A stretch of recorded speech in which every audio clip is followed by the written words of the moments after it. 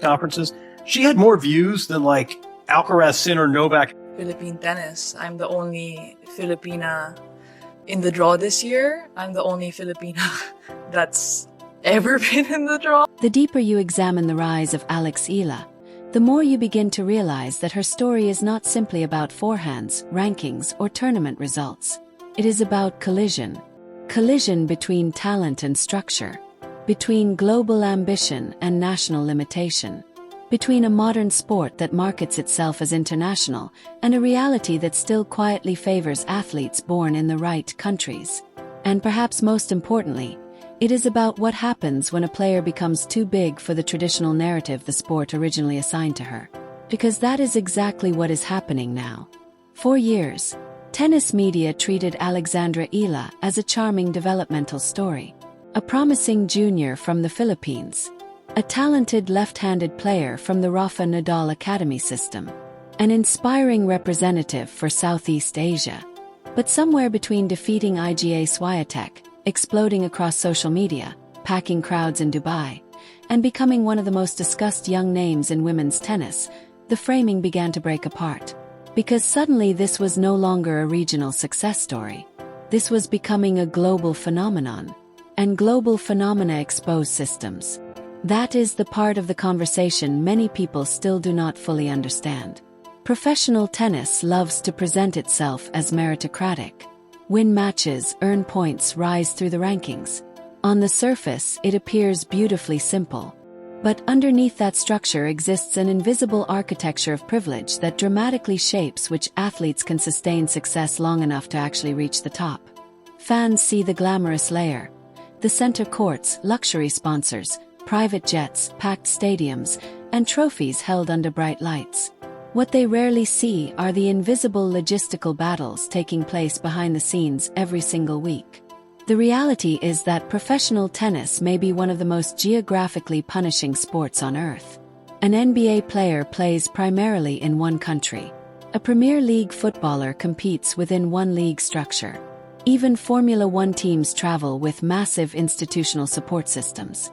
Tennis players, especially women outside the absolute elite, are essentially independent global contractors moving across continents every few days while trying to maintain peak athletic performance under constant uncertainty.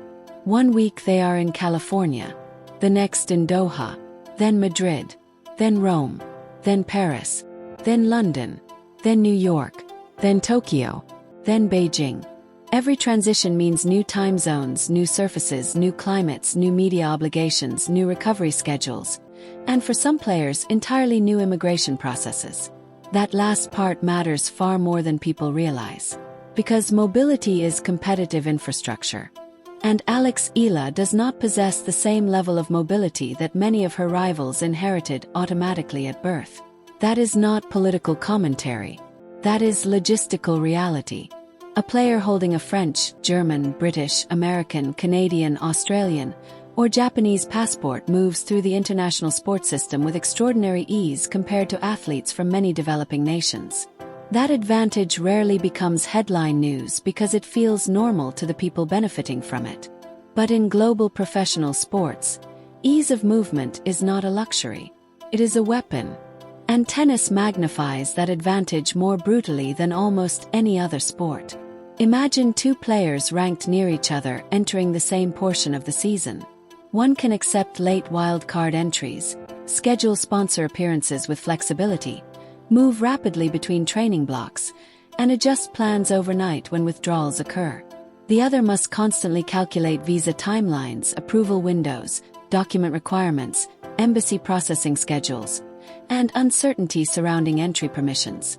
Even if the second player is mentally stronger, even if the second player is more talented, even if the second player works harder, the first player still possesses an invisible structural edge before the first ball is ever struck. That is the uncomfortable reality your analysis touches on. And what makes Alex Eala's situation especially fascinating is that she is succeeding despite these complications at a rate so dramatic that the tennis world can no longer comfortably ignore her.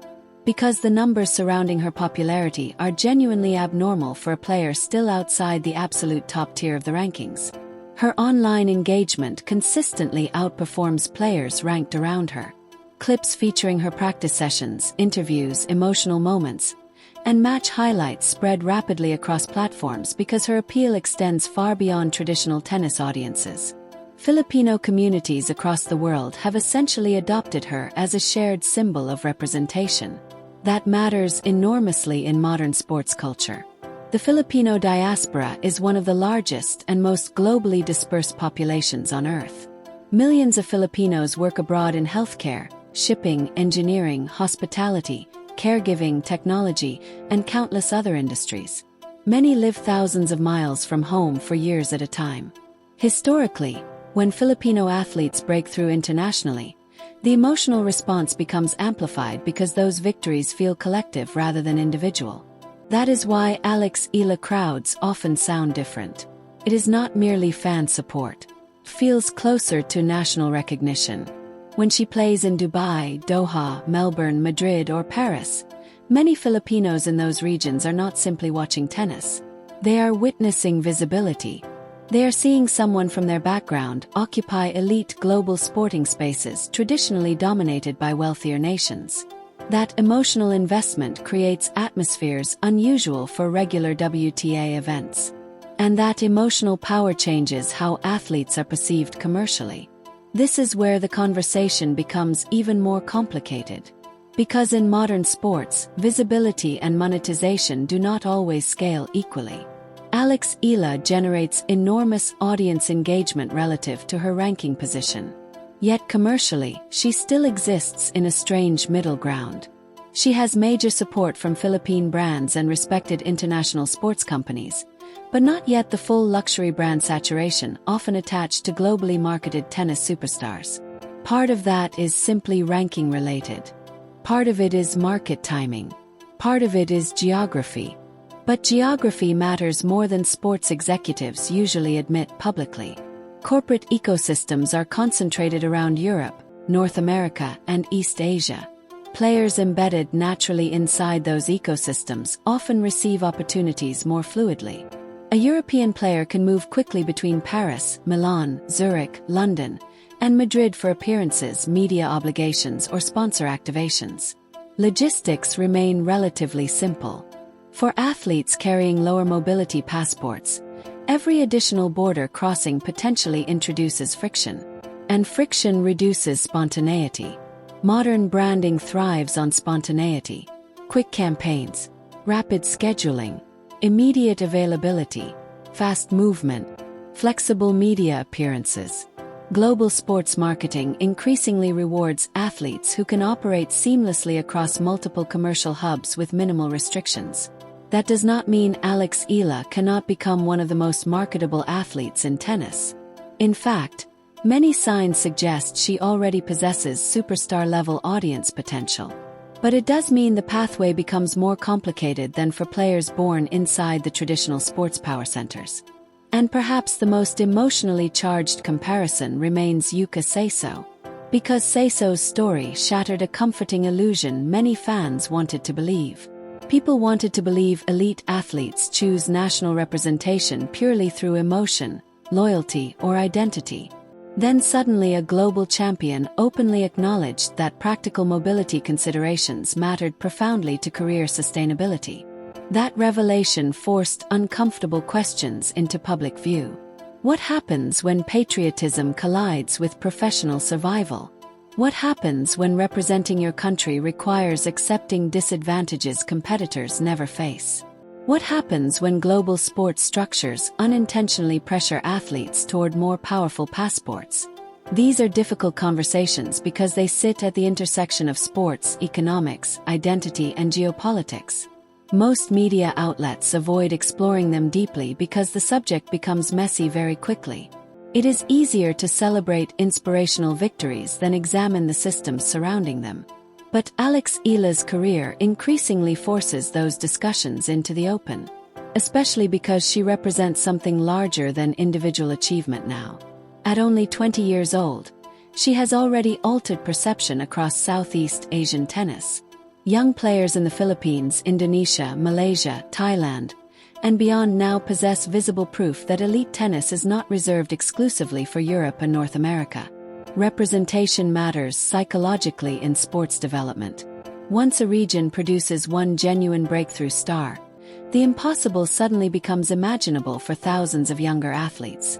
That is how sports revolutions begin. Not with institutions, with symbols.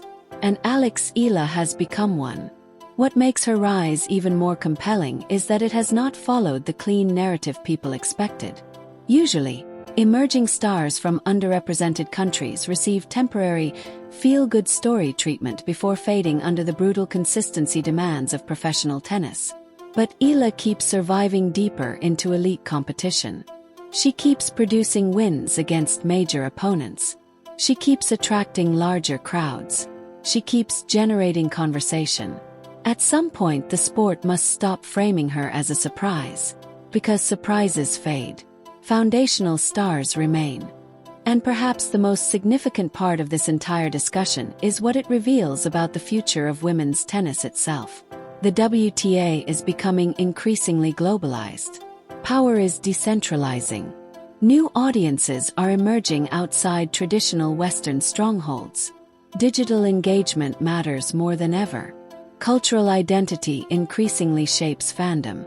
Alex Eala sits directly at the intersection of all those trends. She is young enough to represent the future generation of the sport. International enough to connect across markets.